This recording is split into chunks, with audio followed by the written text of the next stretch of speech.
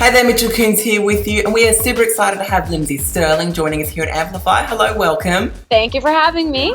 Lindsey Stirling has sold more than 1 million units worldwide. She received a Billboard Music Award for the top dance and electronic album, and with nearly 7 million subscribers and over 1.5 billion views on YouTube, she was the highest ranking female on the Forbes yearly YouTube artist list. And now she's back with a new album and an international tour.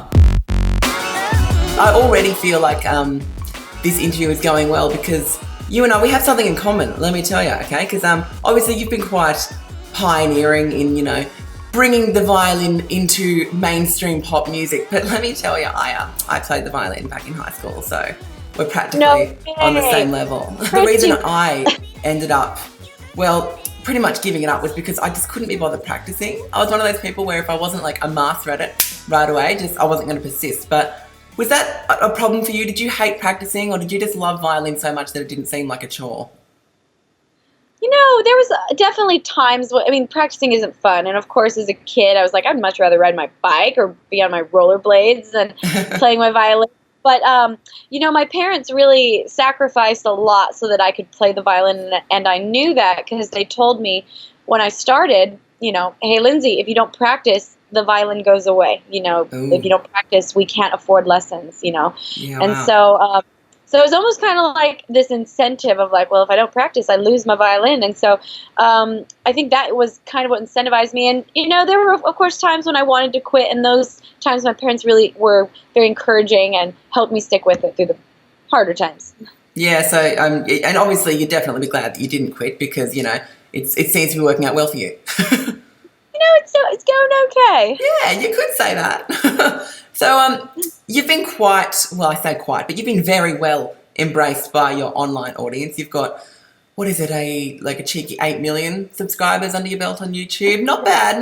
But I suppose from the outside looking in, there's like this assumption that the internet is such an evil place full of like trolls writing hateful comments, etc., etc. But I suppose all in all, what's your experience been like on social media? Of course, there are always going to be trolls because here you have this, this medium where there's no face and, to your, made up screen name, there's no accountability for what you say. And so, of course, there's trolls, but, my fans are so nice. In all my videos, if a troll comes in and starts saying nasty things about me, I don't even have to defend myself because my fans are so nice and they'll defend me for me. Really? They'll come to my rescue in a heartbeat. And, I've found that there's quite a nice community online as well. There's people that are searching for connection. And, my fans, I guess any artist, their fans kind of come up for a name for themselves. My fans call themselves the Stirlingites, and they become a community of people that like support each other and their friends across the world. Like, I have a gal, Violet Stirlingite in Australia, actually, who's, she's been a huge supporter of me, and she's always putting up, fan arts and stuff. And, she's kind of a leader amongst the Stirlingite community, amongst, other Stirlingites. Well, hopefully she's watching right now. Hello. Hey, Violet. So, taking back a few years now, actually, how long ago was it that you were on America's Got Talent? It's been a while now. It has been a while. It was 2010, so it's, Wow, yeah. About 6 years ago. Well, yes. See, it was at that time that you were told, you were unmarketable, and, you're here now, so you proved them wrong. But I guess for anybody out there watching right now who might consider themselves a creative type and they want to share their creativity with the world, be it singing, dancing, even starting a YouTube channel, but they're afraid of rejection. As someone who's come out the other side, what would your advice be? I got rejected so much when I first started. I had, America's Got Talent was definitely the most public of my rejections. Millions and millions of people watched me on TV get, kind of brutally cut down by, judges and told very harsh things. And that was devastating and so embarrassing.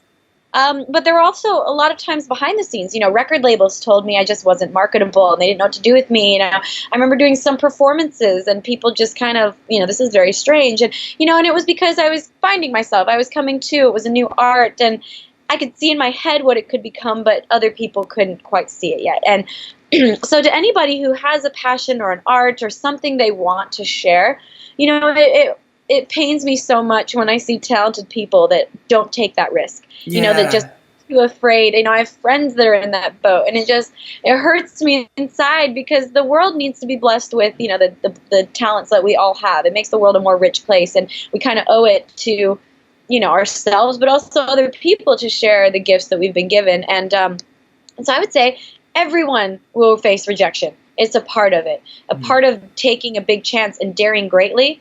When you dare greatly, you accept the chance, not that you might fall, but that at some point you will.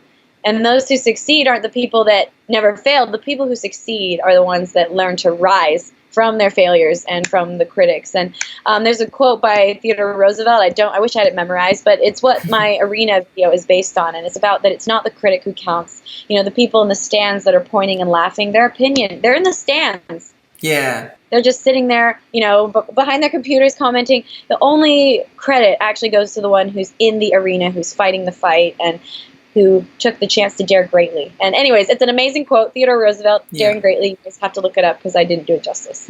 I'll make it pop up on screen right now. I'll just go and look that up. Okay, so you said that those comments on America's Got Talent were embarrassing at the time, but watching the footage, you did the very diplomatic, "Oh yes, thank you, yep, I'm not fazed by your comments." What's it like when the camera's off? Is it ouch, that stings? Or do you keep up the whole, I'm fine? Oh, when I was on that stage that night, it took everything inside of me to put that smile on my face and to not just burst into tears. Inside I was broken. I thought this was going to be the biggest, greatest moment of my life, and yet I was watching it crumble in front of me, in front of the world. And so as soon as the cameras went off, I ran backstage, and I found, there's cameras backstage too, trying to capture your reactions. And the only place I could be alone was the bathroom. So I went into this public bathroom, and I just sank in the corner of the bathroom to the floor. First of all, ew. And I just sobbed for hours until actually the staff came in and said, "Hey, we got to clean up and we're closing. The show's done. You need to go."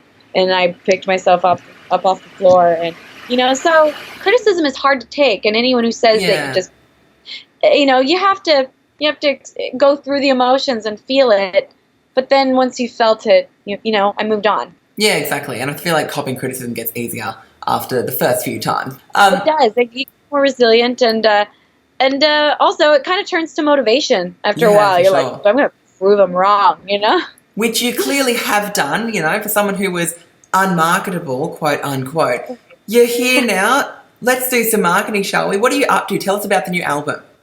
Ooh, I'm so excited about my new album. It's called Brave Enough, and I think it's the best album I've ever done. I think it was a huge growing step. There's lots of collaborations. There's lots of collaborations on the album, from Christina Perri to Dan and Shay and country, and Rivers Cuomo from Reezer. And so there's a lot of really fun collabs, but there's also kind of the instrumental songs that I'm known for, and we just started tour last night, and hence why, and I'm kind of amazed it all went together. It all came together. You're always wondering, oh my gosh, we're not ready, but the tour started last night, and amazingly enough, it went great, and I'm so excited about this new show. We don't have it set yet, but we will be bringing it to Australia, so I can't wait for you guys to see it. I'm overdue to come to Australia, so. I think there's one or two people in Australia that would probably agree with you there, but we're sure we'll see you soon. Hopefully you can come and pop and amplify and catch up. But it has been fantastic having you join us today. Thank you so much. Thank you so much for your time.